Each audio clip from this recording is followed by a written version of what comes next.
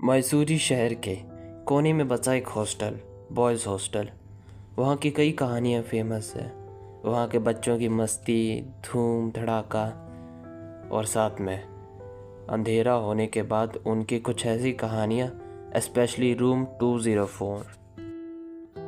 ये बात बोली जाती है बहुत सालों पहले की है, जब उस रूम में एक काइंड हार्टेड बच्चा रहता था, रूम 204 में, जो सबकी मदद करता था।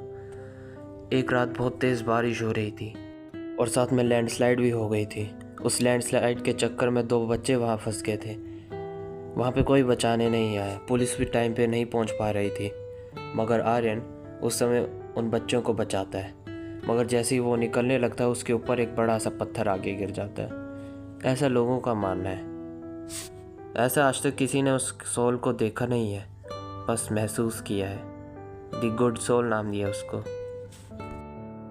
उसके डेथ के कुछ समय बाद रूम 204 में काफ़ी अजीब अजीब चीज़ें नोटिस होने लगी। अगर कोई बीमार होता तो सोने के बाद उसके साइड में अचानक से दवाइयाँ आ जाती थी, किसी को नहीं पता कैसे।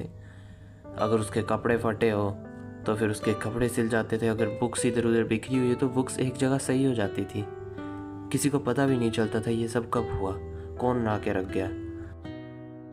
एक बच्चा जो उसी हॉस्टल में रहता था वो बताता है कि एक बार पता नहीं उसके लिए ब्रेक डाउन हो गया था, उसने कॉपी के नोट्स भी नहीं बनाए थे। अगले दिन जब वो उठता है उसके साइड में कोकोआ कॉफ़ी पड़ी होती है और उसके सारे नोट्स बने हुए होते हैं, मगर नोट्स के एंड में लिखा होता है you are stronger than you think, go on. उसके कुछ टाइम बाद ये रूम 204 एक ऐसे स्टूडेंट को अलॉट किया गया जिसको बहुत बुली किया जाता था। वो देखने लगता है कि उसकी लाइफ अचानक से चेंज होने लग जाती है। अचानक से उसके जो चश्मा तोड़ दिया गया था वो ठीक हो जाता है। उसके खाना भी खा दिया गया था, वो खाना भी उसका सही टेबल पे रख देता है।